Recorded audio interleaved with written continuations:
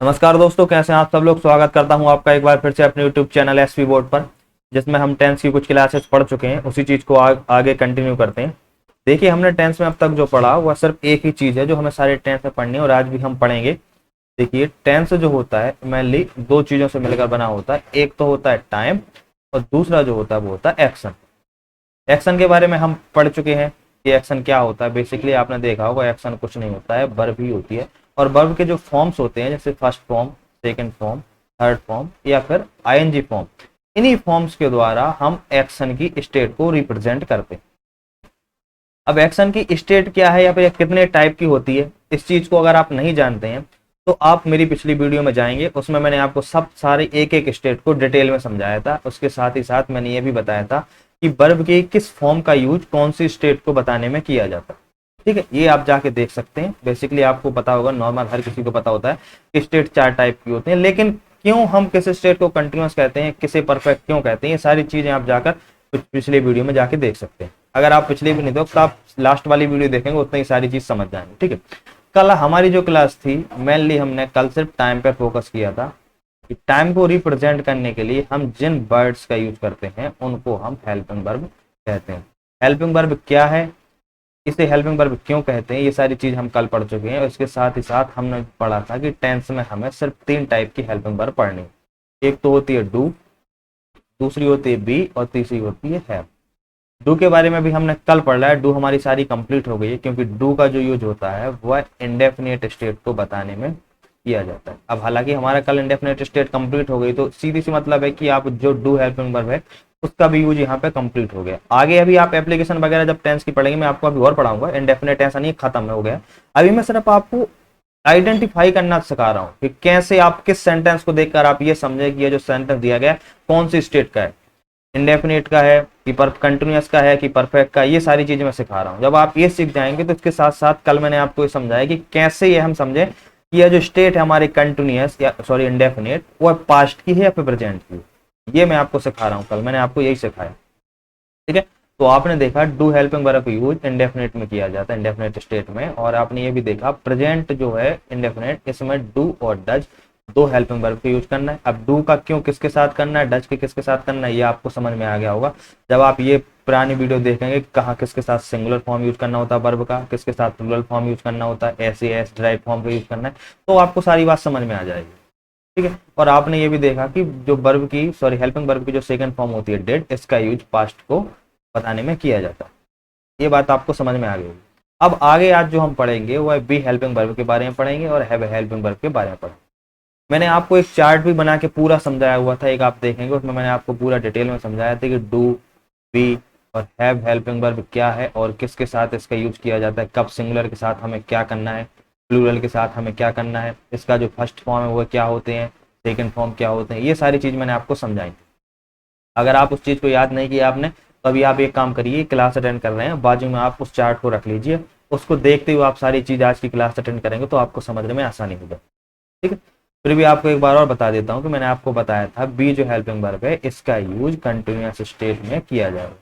अगर आप सीधे शब्दों में कहें तो आप ये बोल सकते हैं कि कंटिन्यूअस स्टेट में हम वर्ब की आईएनजी फॉर्म का यूज करते हैं और हेल्पिंग वर्ब का यूज हम वर्ब के पहले करते हैं, यानी कि वर्ब की आईएनजी फॉर्म के पहले टाइम को बताने के लिए हम बी हेल्पिंग वर्ब का यूज करेंगे। ठीक है, इसी चीज को मैंने आगे बताया था कि हैव जो हेल्पिंग वर्ब है इसका यूज हम परफेक्ट स्टेट को बताने में करेंगे। हालांकि परफेक्ट वर्ब के साथ मैंने ये भी बताया था स्टेट के साथ वर्ब की थर्ड फॉर्म आती है, तो सेम इसी के पहले हम जो हेल्पिंग वर्ब यूज करेंगे टाइम को बताने, वह हैव हेल्पिंग वर्ब होगी।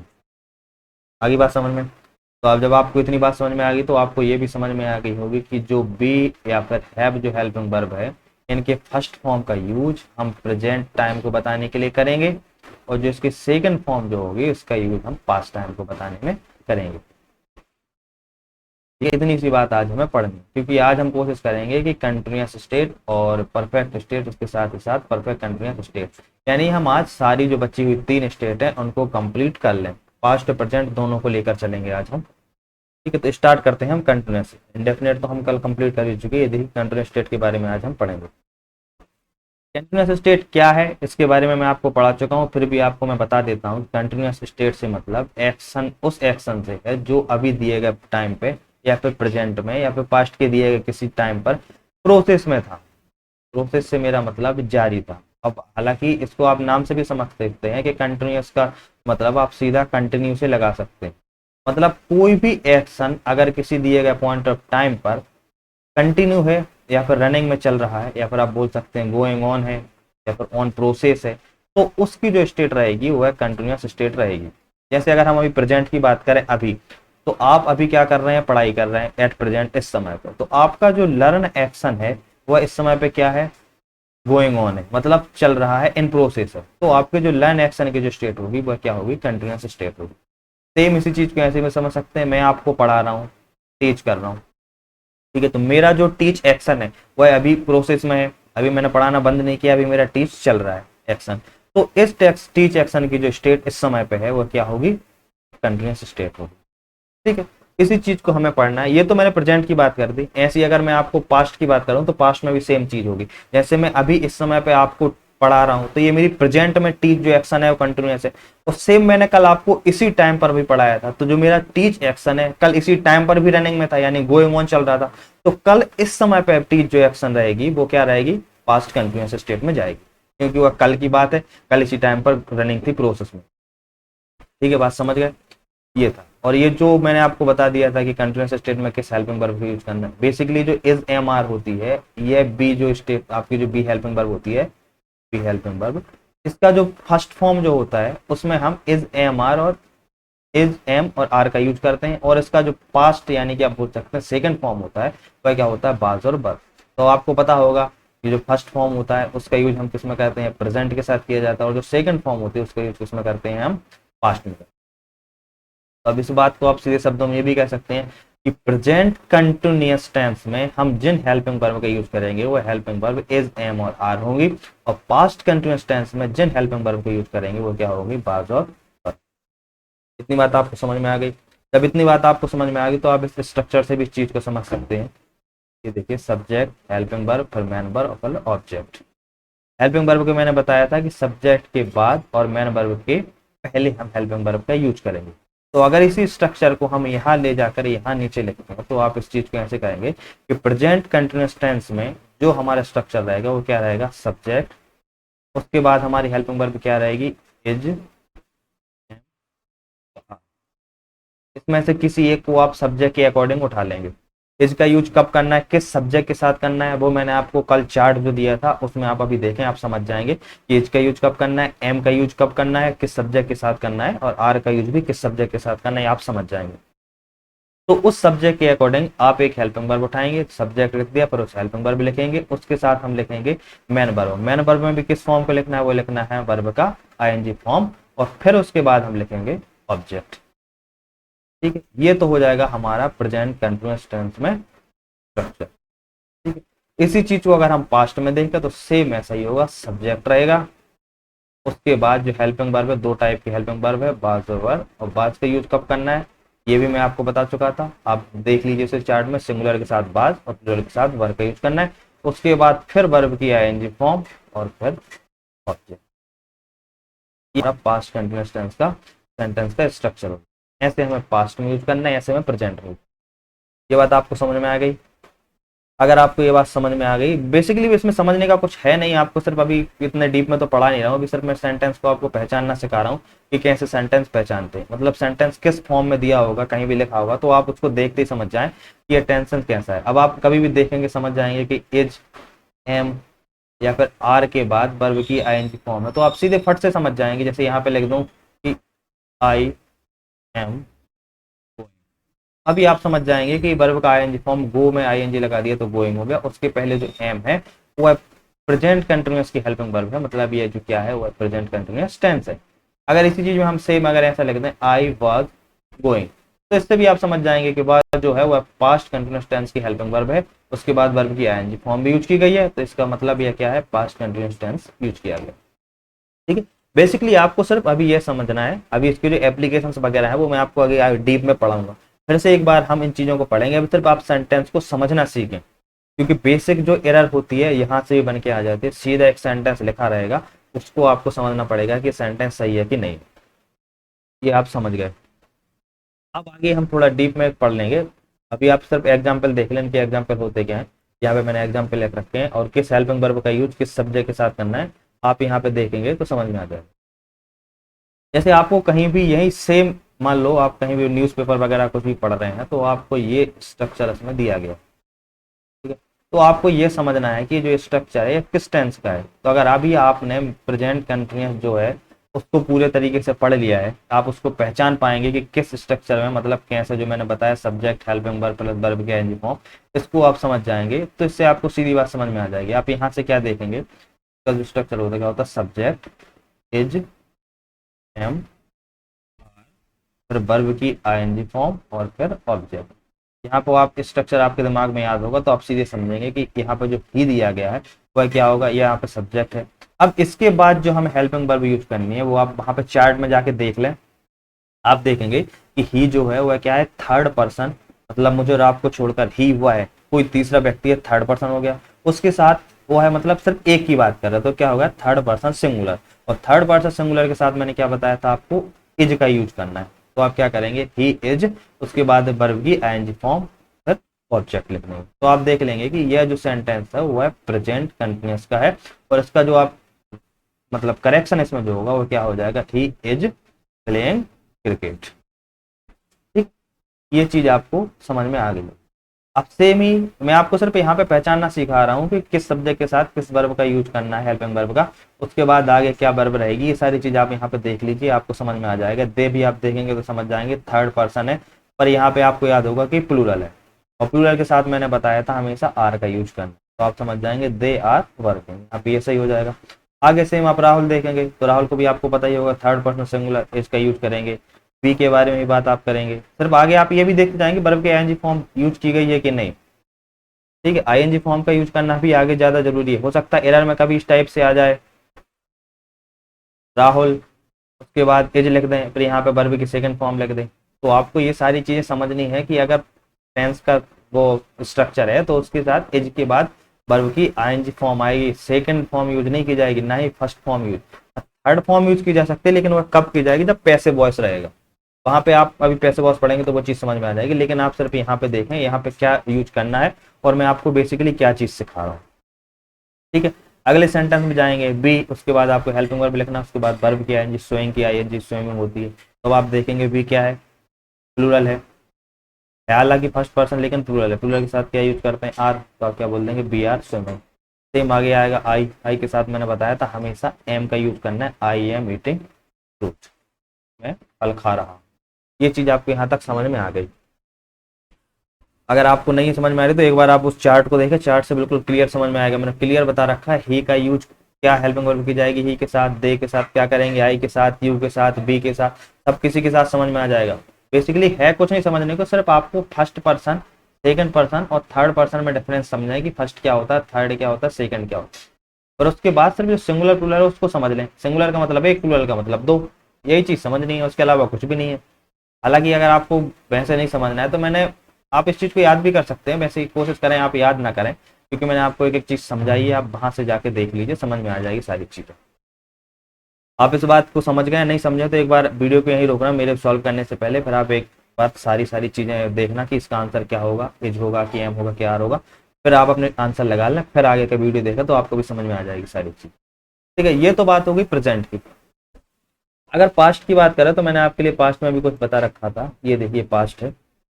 पास्ट का हेल्पिंग जो आपका मैंने स्ट्रक्चर बताया था वह ये भी बताया था मैंने कि सब्जेक्ट प्लस उसकी हेल्पिंग वर्ब, जो दो टाइप के होते हैं, और जो वर्ब, इसका जो बात जो रहेगी उसका यूज किसके साथ किया जाएगा, सिंगुलर के साथ, और वर्ब का जो यूज रहेगा वो किसके साथ होगा, प्लूरल के साथ, और फिर वर्ब की आईएनजी फॉर्म, फिर ये स्ट्रक्चर पास्ट का रहेगा। अब अगर आपको इतना समझ में आ गया, बस उसमें बेसिकली समझने का है भी क्या, आप ही देख लीजिए ना, कुछ नहीं समझना है, सिर्फ ये देखना है सब्जेक्ट अगर सिंगुलर है तो बास का यूज कर देना है, और प्लूरल है तो पर का यूज कर देना, वर्ब की आईएनजी फॉर्म तो इसमें रहेगी रहेगी, सेम ही रहना है। तो बस यहाँ पे भी आप समझ जाएंगे, देखेंगे सेम एग्जांपल मैंने लिख रखे हैं, पिछले पेज से उठाए हैं, जिससे आपको समझ में ज्यादा कंफ्यूजन ना हो। ये आप देखेंगे क्या है, सिंगुलर है तो आप बस बात लगा देंगे, दे देखेंगे, दे क्या है, प्लूरल है, प्लूरल के साथ वर्ब का यूज करना है, आप ये लगा देंगे। दी डॉक्टर, यहाँ पे आप देखेंगे डॉक्टर क्या है, सिंगुलर है, मतलब एक डॉक्टर की बात कर रहा है, अगर प्लूरल होगा तो क्या हो जाएगा, डॉक्टर्स हो जाता। डॉक्टर के साथ वाच का यूज करेंगे, डॉक्टर्स होता तो वर्ब का यूज कर देते आप। कुछ भी नहीं है बेसिकली, देखो बी, बी आप देखेंगे, बी में मतलब एक से ज्यादा हो रहे हैं, क्योंकि हम आप दोनों इंक्लूड हो रहे हैं उसमें, आप भी इंक्लूड है, मैं भी इंक्लूड हूँ। अगर एक से ज्यादा कहीं पे भी हो तो प्लूरल में आ जाएगा, तो आप सीधा आंसर लगा देंगे, बी के साथ वर का यूज करेंगे।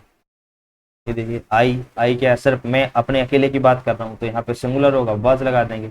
माई फ्रेंड्स, यहाँ पे देखिए माई फ्रेंड्स, ये देखिए ऐसे आई एस लगा दिया, मतलब इस चीज को हमने प्लूरल बना दिया। जो मेरे फ्रेंड है वो मैंने एक से ज्यादा की बात कर दी। अगर एक होता तो माई फ्रेंड होता, और माई फ्रेंड के साथ क्या यूज करते हैं हम, बाज, लेकिन माई फ्रेंड्स क्या है, प्लूरल, प्लूरल के साथ हम किसका यूज करेंगे, वर का यूज करेंगे। ये देखिए इतनी सी बात और कुछ भी नहीं है, सिर्फ आप थोड़ा सा स्ट्रक्चर पे बस ध्यान दे लें, उसके अलावा कुछ भी इसमें नहीं है, आराम से आप सेंटेंस की पहचान कर पाएंगे। इस टाइप का आपको कोई भी सेंटेंस लिखा मिलेगा तो आप पहचान ही जाएंगे कि वॉज वर्ब का यूज किया गया है, वर्ब की आईएनजी फॉर्म है, मतलब क्या है, पास्ट कंटिन्यूअस टेंस। ठीक है, और पास्ट कंटिन्यूअस टेंस आप अगर समझ गए तो पूरा उसमें आप करेक्शन देख लेना, क्या करेक्शन करना है, क्योंकि टेंस में हम सिर्फ दो चीज ही तो पढ़नी है बेसिकली। एक तो समझना है हमें कि आइडेंटिफाई करना आना चाहिए, और अगर आइडेंटिफाई करना आ गया तो उसके बाद हमें करेक्शन समझना है, करेक्शन कैसे करना है। आइडेंटिफाई आप देख लो, इसमें एरर इस टाइप की आ सकती है, जैसे दी डॉक्टर है, इसके साथ हो सकता है वर दे दें, तो उसके बाद फिर आपको समझना है कि वॉज का यूज किया जाएगा, इस टाइप की आएगी एरर। मेनली बेसिकली यही आती है और कुछ नहीं इसके अलावा। अगर आप आइडेंटिफाई कर लेंगे तो फिर करेक्शन भी आपको समझ जाना है, क्योंकि यहाँ पे करेक्शन मेनली सिर्फ इतना ही आ गया, इससे ज़्यादा नहीं है। ठीक है, अब इस चीज़ को अगर हम नेगेटिव में देखें, आपको मैंने बताया था नॉट का यूज कहाँ किया जाता है, अभी आप एक बार दिमाग में रिवाइज कर लें, फिर आगे वीडियो देखें। नॉट का यूज जो मैंने किया था वह हमेशा हेल्पिंग वर्ब और मेन वर्ब के बीच में किया जाता है। ठीक है, ये देख लेना आप। तो आगे आप जब आगे जाएंगे, ये देखो कि मैंने नॉट का वाला स्ट्रक्चर आपको बता दिया कि नॉट क्या होता है, कैसे नॉट का यूज करना है। सब्जेक्ट दे रखा, सब्जेक्ट हेल्पिंग वर्ब, उसके बाद नॉट, मेन वर्ब, फिर ऑब्जेक्ट। सेम ही सारी चीज, इसमें कुछ भी नहीं है, सिर्फ आपका नॉट का यूज यहाँ पे कर लेना, बाकी सब चीज है कुछ भी नहीं है, सेम स्ट्रक्चर हुआ। दी गर्ल, ये उसकी हेल्पिंग वर्ब है, कौन सी हेल्पिंग वर्ब यूज करना है, फिर दे दिया आपको नॉट, फिर वर्ब किया है फॉर्म और फिर ऑब्जेक्ट। तो आप इसको अब आगे यहाँ पे आप खुद से ये सेंटेंस सारे कर लें। ठीक है, आपको यहाँ पे समझ में आना चाहिए कि दी गर्ल क्या है, इसके साथ कौन सी हेल्पिंग वर्ब यूज करेंगे, दे क्या है, दे के साथ कौन सी हेल्पिंग वर्ब यूज करेंगे, और ये चिंटू लिखा रखा है ये क्या है, इसके साथ किस हेल्पिंग वर्ब यूज करेंगे, टू प्लेयर्स क्या है, आई क्या है, ये चीज आपको समझ जानी चाहिए। नहीं समझ में आ रहा था, एक बार फिर से आपको बता देता हूँ। दी गर्ल मतलब एक लड़की की बात कर रहा हूँ, अगर यहाँ पे गर्ल्स हो जाता तो क्या होता, बताइए।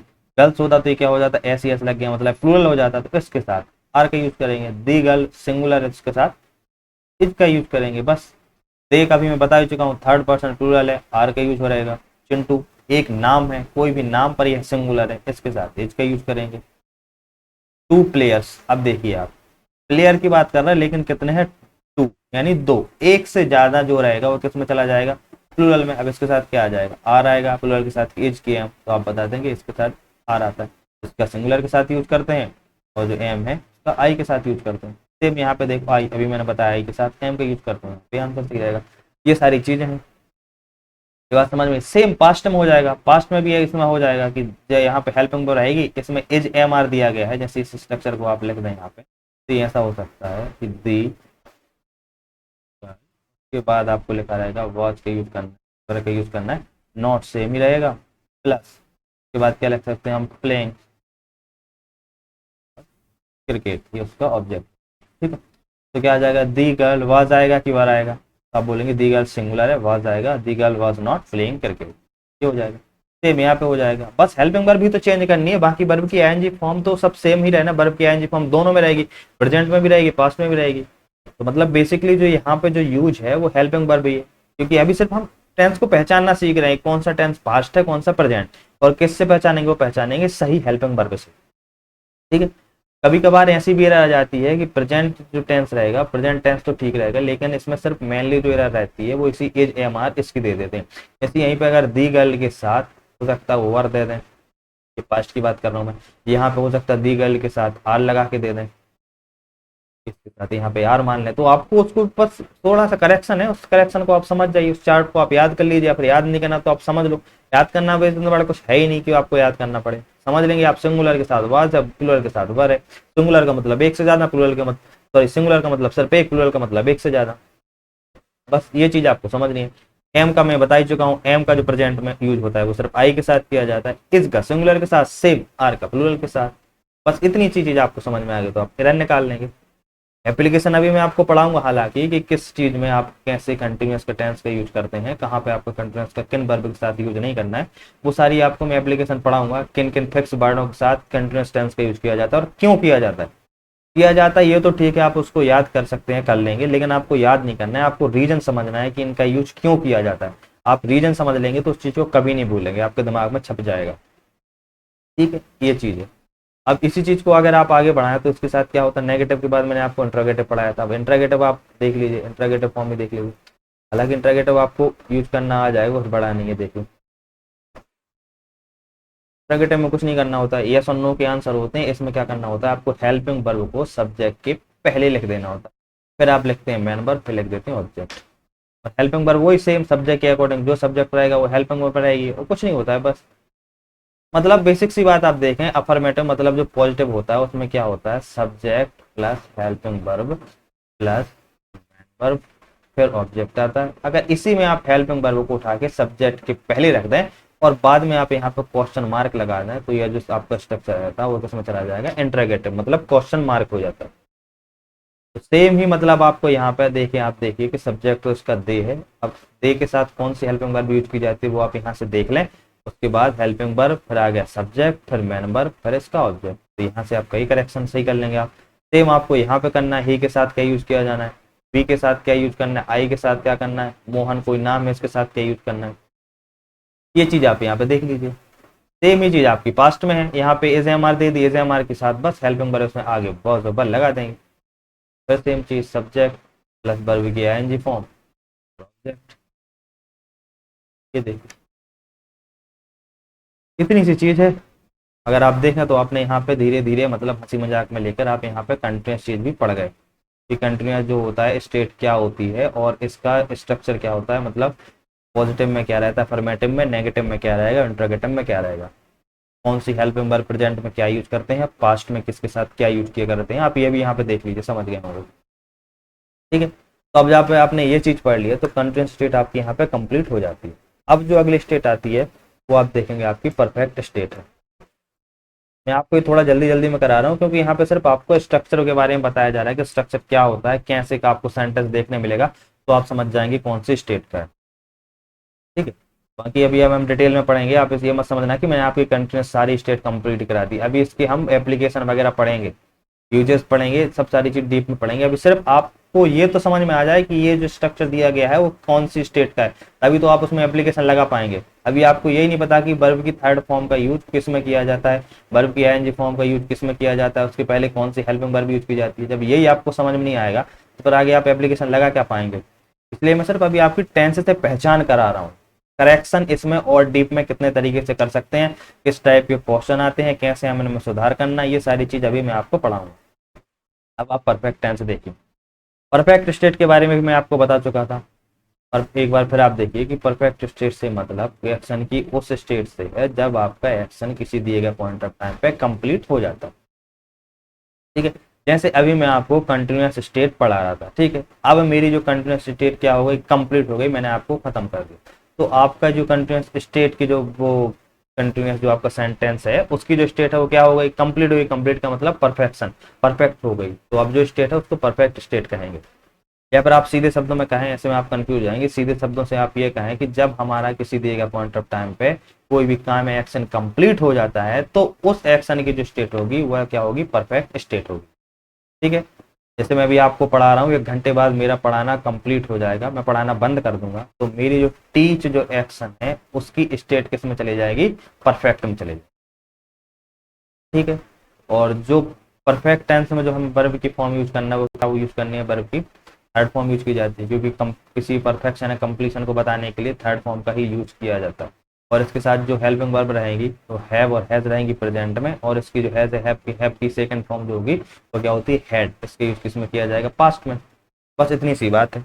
हैव का यूज कब करना है ये भी आपको मैं बता चुका था, और किस कंडीशन में हैज का यूज, मतलब किन सब्जेक्ट के साथ हैव का यूज करना है और किस सब्जेक्ट के साथ हैज का यूज करना है, ये मैं आपको बता चुका हूँ। और पास्ट में तो सबके साथ हैड यूज करना है। तो बेसिकली अगर आप देखें तो प्रेजेंट परफेक्ट में आपका जो स्ट्रक्चर क्या रहेगा, सब्जेक्ट, उसके बाद आती है क्या, हेल्पिंग वर्ब। तो यहाँ पे हेल्पिंग वर्ब क्या दी गई है, हैव और हैज। उसके बाद आती है आपकी मेन वर्ब। मेन वर्ब आपकी क्या रहेगी, वर्ब की थर्ड फॉर्म। फिर आ जाएगा ऑब्जेक्ट। ये आपका प्रेजेंट परफेक्ट में आपका स्ट्रक्चर रहेगा।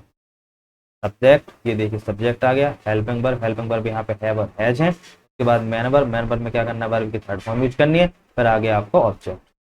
सेम ही अगर आप इसको पास्ट में जाए तो पास्ट में आप क्या क्या रहेगा, सब्जेक्ट प्लस पास्ट की जो हेल्पिंग वर्ब वो किस में रहती है, सेकंड फॉर्म में। तो हैव की सेकंड फॉर्म क्या होती है, had helping verb plus verb की थर्ड फॉर्म, फिर आएगा क्या, देखिए।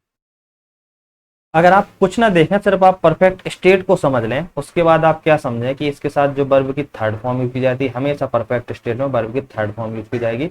और आपको ये देख लेना है कि जो हेल्पिंग वर्ब का फर्स्ट फॉर्म जो यूज किया जाएगा वर्ब के थर्ड फॉर्म के पहले, हेल्पिंग वर्ब का फर्स्ट फॉर्म यूज कर रहे हैं मतलब प्रेजेंट परफेक्ट की बात कर रहे हैं, और सेकंड फॉर्म का यूज जो हम करेंगे तब क्या हो जाएगा, पास्ट परफेक्ट हो जाएगा। ठीक है, क्योंकि थर्ड फॉर्म दोनों ही टेंस में, पास्ट और प्रेजेंट दोनों में सेम ही रहेगी। थर्ड फॉर्म में तो कोई चेंज आप कर नहीं सकते। मैन वर्ब में मतलब टेंस में कोई चेंज नहीं होगा, चेंज तो होगा टाइम के साथ, तो वह हेल्पिंग वर्ब में होगा। ठीक है, थर्ड फॉर्म दोनों में ही लिखी आएगी, प्रेजेंट में भी पास्ट में भी। अब आप उस जो वर्ब रहेगी उसका थर्ड फॉर्म, उसके पहले जो आपकी हेल्पिंग वर्ब दी जाएगी उसके हिसाब से आप बता पाएंगे कि दिया गया टेंस किस समय का है, पास्ट का है कि प्रेजेंट का। ओके, अगर हैज या हैव लिखा होगा तो आप समझ जाएंगे ये प्रेजेंट का है, और अगर हैड दिया होगा तो समझ जाएंगे आप पास्ट का है। अब देखिए कुछ एग्जाम्पल वगैरह मैं समझा रहा हूँ आपको, एग्जाम्पल से आपको बहुत सारी चीज समझ में आ जाएंगी। ये देखिए, ये मैंने बता दिया। अब सेम ही चीज है, आपको अगर वो आपने वो चार्ट देखा होगा कि ही के साथ किसका यूज किया जाता है।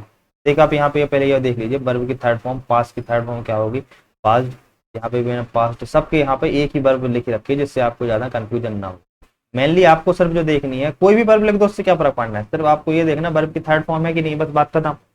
आपको मैं अभी कुछ वर्ब लिखाऊंगा, उनके फर्स्ट सेकंड और थर्ड फॉर्म भी समझाऊंगा, उनके बारे में बात करूंगा कि किस वर्ब का फर्स्ट फॉर्म क्या होता है, सेकंड क्या होता है, थर्ड क्या होता है। जैसे एक वर्ब भी आप बेसिक वर्ब देखें, जैसे गो का सेकंड फॉर्म क्या होता है, वेंट, थर्ड फॉर्म क्या होता है, गो।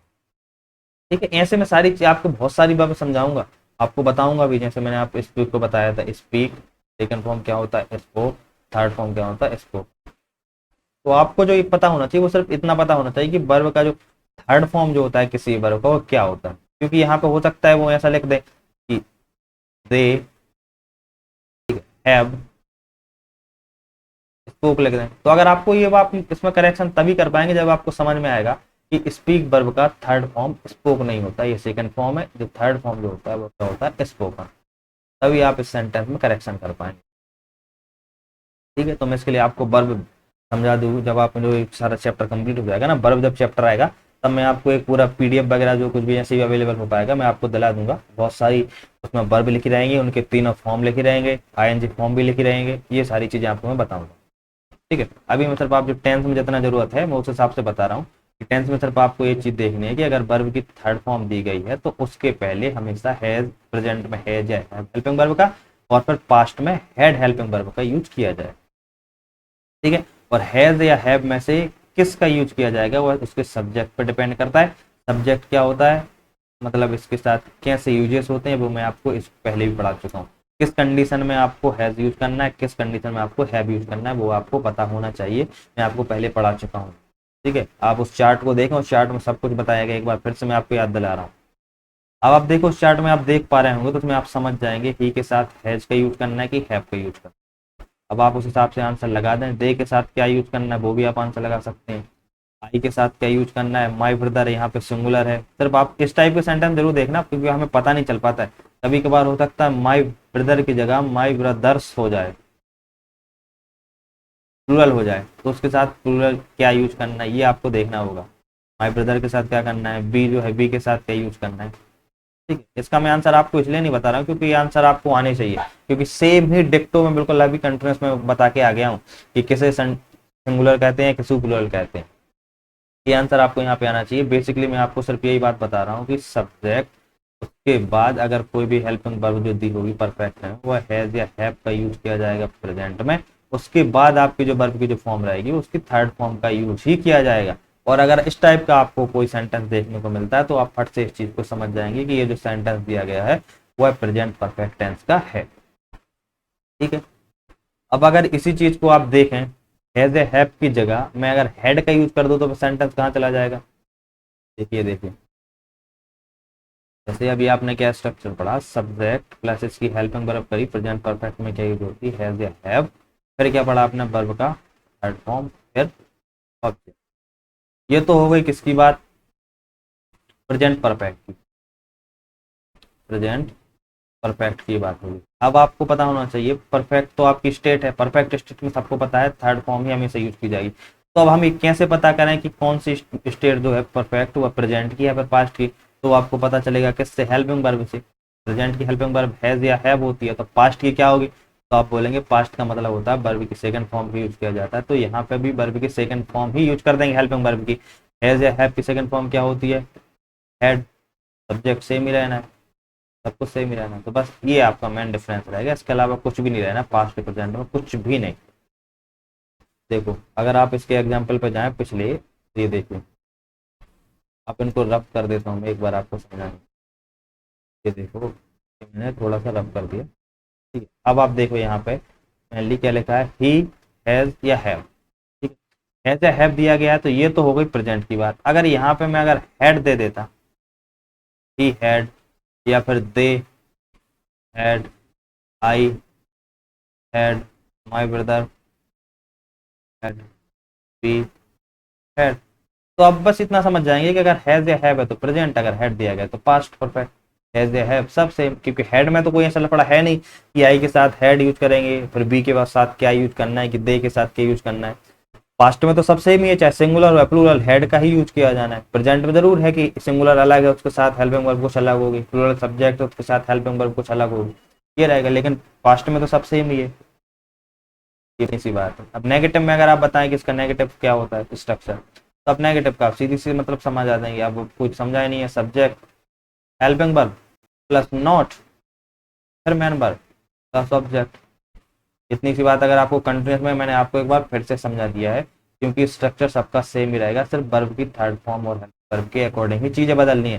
सब्जेक्ट देखेंगे, हेल्पिंग वर्ब आपको पता है प्रेजेंट में हैव या फिर हैज यूज करना है, पास्ट में जो यूज करना है वो हैड यूज करना है। अब नेगेटिव है तो उसके साथ हम नॉट लगा देंगे, और उसके साथ आपकी जो मेन वर्ब है, आपको पता है मेन वर्ब में वर्ब का थर्ड फॉर्म यूज किया जाना है, और फिर ऑब्जेक्ट। ये लो, नेगेटिव का स्ट्रक्चर तैयार हो गया। ये ये जो रहेगा वो हो जाएगा किसका, प्रेजेंट का, और नीचे वाला जो रहेगा वो हो जाएगा किसका, पास्ट का। ये नेगेटिव का स्ट्रक्चर तैयार हो गया।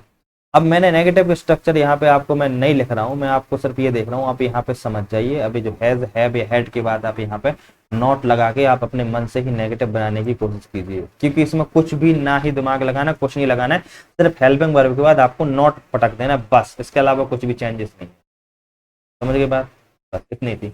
अब अगर इस चीज को अगर हम इंट्रोगेटिव में समझने की कोशिश करें कि इंट्रोगेटिव क्या होता है, तो इंट्रोगेटिव में भी आप समझ जाएंगे कि जो बेसिक स्ट्रक्चर होता है, subject plus helping verb plus man verb plus object. तो इंट्रोगेटिव मैंने बताया इसमें कुछ नहीं होता, सिर्फ हेल्पिंग वर्ब उठ के सब्जेक्ट की आगे आ जाती है। तो आप बोलेंगे अगर ऐसी बात है तो फिर मैं एक काम करता हूँ, हेल्पिंग वर्ब लिख दी, उसके बाद सब्जेक्ट लिखता हूँ, फिर मैं मैन वर्ब लिख देता हूँ, फिर ऑब्जेक्ट लिख देता हूँ।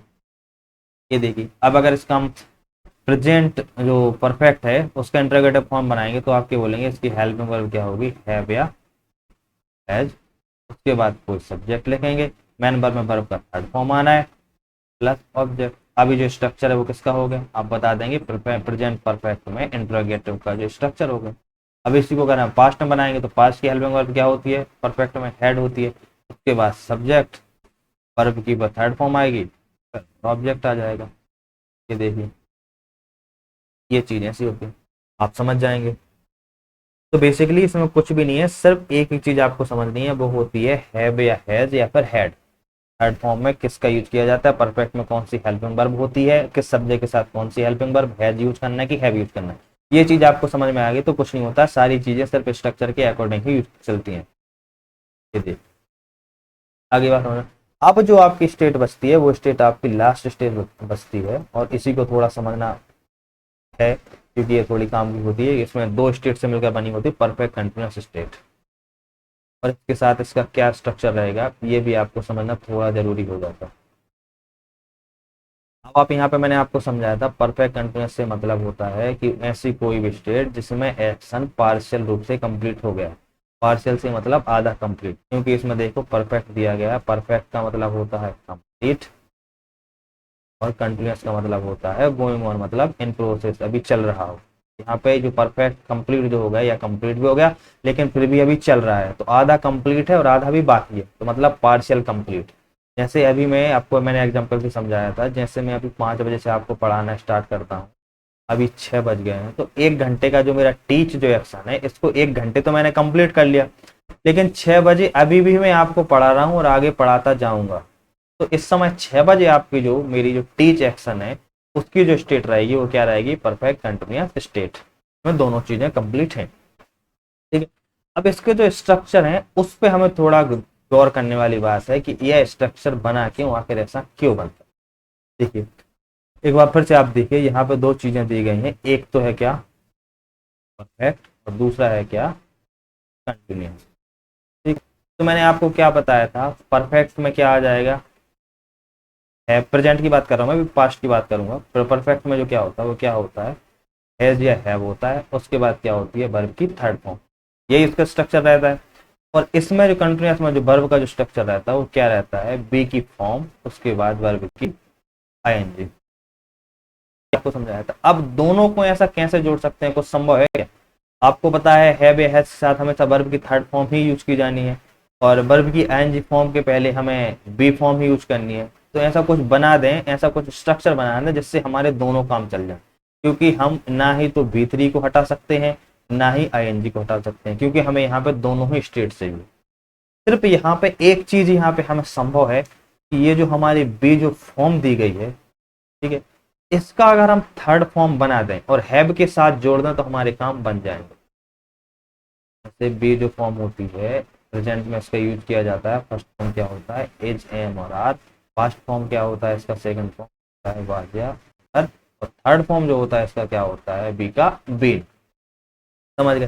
तो एक काम अगर हम ऐसा कर दें कि हैव हैज लिखें, उसके साथ बी की जो फॉर्म उसका थर्ड फॉर्म बीन यूज कर दें और फिर बी फॉर्म के बाद हम वर्ब की आईएनजी फॉर्म यूज कर दें, तो ये चीज वर्ब की आईएनजी फॉर्म के पहले देखो हमने बी हेल्पिंग वर्ब यूज कर ली और हैव हैज के साथ हमने वर्ब की थर्ड फॉर्म भी यूज कर ली, दोनों चीज हमारे यहाँ पे कंप्लीट हो गई। आप देखिए, आप आसाम से देख पा रहे होंगे, ये देखिए दोनों चीज हमारे यहाँ पे कंप्लीट हो गई।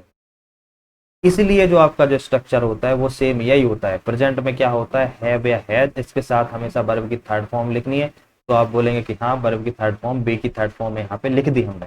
उसके बाद कंटिन्यूअस में क्या करते हैं, हम वर्ब की आईएनजी फॉर्म यूज करते हैं और वर्ब की आईएनजी फॉर्म के पहले जो हेल्पिंग वर्ब यूज करते हैं वो क्या रहती है, बी हेल्पिंग वर्ब रहती है। तो देखिए आपने बी हेल्पिंग वर्ब यूज कर ली है, लेकिन थर्ड फॉर्म में यूज यहाँ पे इसलिए किया है क्योंकि हमें यहाँ लिखना मजबूरी हो गई, क्योंकि हैव या हैज के साथ हमेशा वर्ब की थर्ड फॉर्म ही यूज करेंगे और वर्ब की थर्ड हैज या हैव और वर्ब की थर्ड फॉर्म मिलके क्या बन जाएगी परफेक्ट, और वर्ब की बी फॉर्म और वर्ब की आईएनजी फॉर्म दोनों मिलके क्या बना जाएगी कंटिन्यूअस, मतलब दोनों यहाँ पे परफेक्ट कंटिन्यूअस दोनों चीज यहाँ पे बन गई। ठीक है, ये बात मैं आपको समझा रहा था। देखिए आपको कुछ एग्जाम्पल के थ्रू मैं आपको बताने की कोशिश करूंगा, अगर आप समझ पाए तो समझ रहे हो उन चीज को। देखो एक बार आप फिर से देख लें, परफेक्ट परफेक्ट का मतलब कंप्लीट और इसके लिए जो हेल्पिंग वर्ब होती है क्या होती है हैव हैज प्लस वर्ब की थर्ड फॉर्म, और कंटिन्यूअस में जो आपकी स्टेप रहती है वो क्या रहती है, वर्ब की जो बी हेल्पिंग वर्ब उसके बाद वर्ब की आईएनजी फॉर्म। ठीक है, अब आपको परफेक्ट और कंटिन्यूअस दोनों को एक ही सेंटेंस में यूज करना है, तो उसके लिए आप सिर्फ कुछ उपाय ढूंढने की कोशिश करते हैं। तो आप उपाय देखते हैं, आप ये देखते हैं कि हैज या हैव के साथ हमें वर्ब की थर्ड फॉर्म यूज करनी है और आईएनजी के साथ बी फॉर्म यूज करनी है, तो कुछ ऐसा क्यों ना कर दिया जाए कि बी का ही हम थर्ड फॉर्म यहाँ पे यूज कर लें बीन। तो इससे क्या हो जाएगा, हैव या हैज के बाद हमारा थर्ड फॉर्म भी यूज हो गया, ये देखिए। उसके बाद हमें रखना है वर्ब की आईएनजी फॉर्म, तो वर्ब की आईएनजी फॉर्म के पहले हमारी बी हेल्पिंग वर्ब भी यूज हो गई, क्योंकि यहाँ पे यह जरूरी नहीं है कि बी हेल्पिंग वर्ब का फर्स्ट फॉर्म ही यूज किया जाए, सिर्फ ये जरूरी है कि आईएनजी फॉर्म के पहले हमारी बी हेल्पिंग वर्ब यूज की जानी चाहिए। तो आप देखिए यहाँ पे दोनों काम हो गए आपके, वर्ब की थर्ड फॉर्म भी यूज हो गई और आईएनजी फॉर्म के पहले बी फॉर्म भी यूज हो गई। ठीक है, ये चीज आपको समझ में आ गई। अब इसके कुछ एग्जाम्पल मैंने लिखे ही नहीं है, हालांकि देखता हूँ अगर लिखे होंगे तो आप इसको देख लेना। बाकी कोशिश तो मैंने की थी यहाँ पे। हाँ देखो ये कुछ लिख रखे हैं, लेकिन मैंने सुधार नहीं किया। आप सुधार करने की कोशिश करना। क्या करना बताना चाह रहा था मैं, देखो आईएनजी फॉर्म तो आप यहाँ पे समझ गए हैं। ये जो सेंटेंस है बेसिकली ये किस में है, कंटिन्यूस में दिएगा, सिर्फ कंटिन्यूस स्टेट में। अब हमें इनको परफेक्ट कंटिन्यूस स्टेट में बदलना है। कैसे बदलेंगे, अभी हम प्रेजेंट में बदलने की कोशिश कर रहे हैं, प्रेजेंट परफेक्ट कंटिन्यूस में बदलने की कोशिश कर रहे हैं। अब आप देखेंगे इंडियन टीम, ये तो स्ट्रक्चर का क्या हो जाएगा, सब्जेक्ट। ये इज या एम या आर, ये अगर यूज किया गया उसके साथ वर्ब की एनजी फॉर्म यूज की गई तो आप बता देंगे ये जो सेंटेंस है किसका है, प्रेजेंट कंटिन्यूअस स्टेट का। इज एम आर किस हेल्पिंग वर्ब किस स्टेट में यूज करते हैं, आप बोलेंगे कंटिन्यूअस स्टेट में हेल्प यूज करते हैं, तो इज एम आर के हिसाब से आप समझ जाएंगे कंटिन्यूअस है, ठीक है। लेकिन अगर इसी की जगह पर हम हैज या पर हैव फिर बीन लगाकर अगर हम प्लेइंग लिखें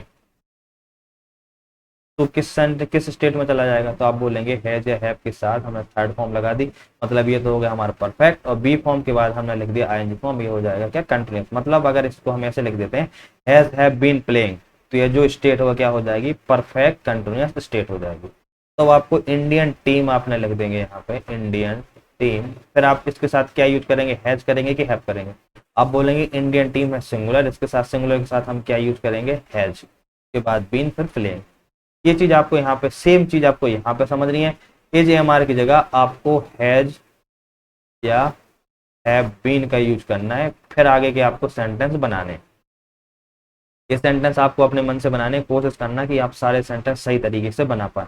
अब देख फिर भी आपको एक दो एग्जांपल समझा देता हूँ। देखो इंडियन एंड ऑस्ट्रेलिया टीम्स, यहाँ पे दो टीम की बात हो गई, इंडिया टीम और ऑस्ट्रेलिया टीम, दो टीम मतलब प्लूरल, एक से ज्यादा।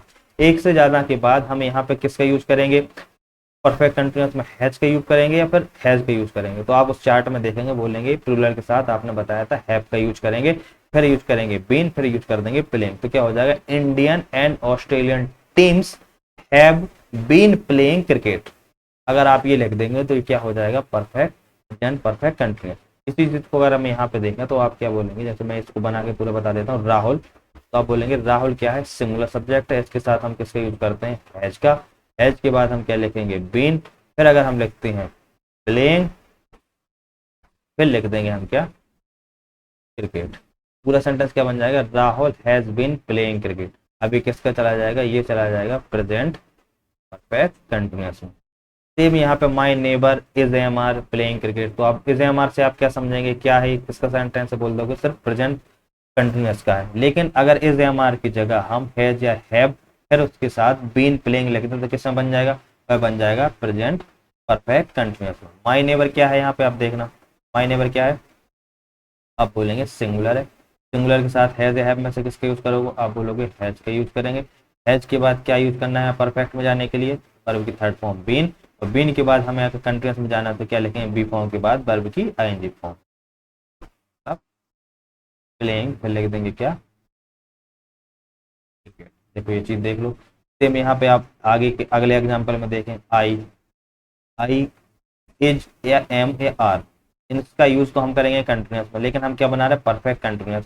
तो परफेक्ट इसको बनाएंगे तो आई के साथ क्या लिखते हैं, हैव की है, तो हम बोलोगे हैव लिखते हैं।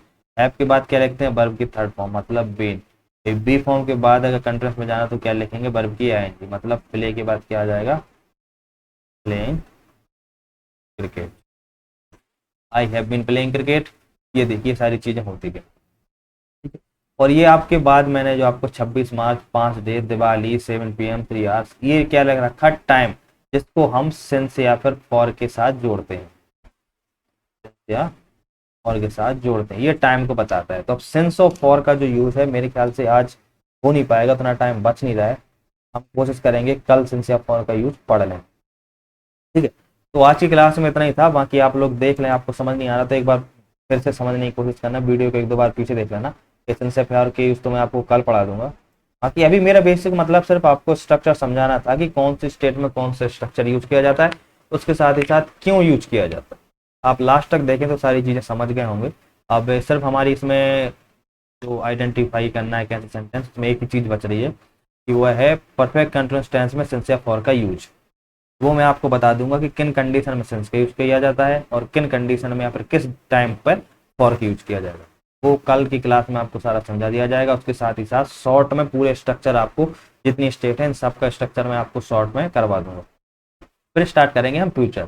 फ्यूचर की चारों स्टेट पढ़ लेंगे, फिर एक कंबाइंड वीडियो देंगे जिसमें आप तीनों टेंस, तीनों प्रेजेंट पास्ट और फ्यूचर तीनों टेंस की, चारों हर एक टेंस की, मतलब आप पूरे 12 टेंस की आइडेंटिफाई करना तरीके से सीख जाए। और जब आप पूरा आइडेंटिफिकेशन आपको तरीके से आने लग जाएगा तो उसके बाद में फिर आपको एप्लीकेशन वगैरह समझाऊंगा कि टेंस में कौन सी एप्लीकेशन कहाँ यूज होती है, किस कंडीशन में आपको आईएनजी फॉर्म यूज करना है, किस में नहीं करना है, या फिर किस में आप सेकंड फॉर्म यूज कर सकते हैं, किस वर्ब का थर्ड फॉर्म आपको यूज नहीं करना है।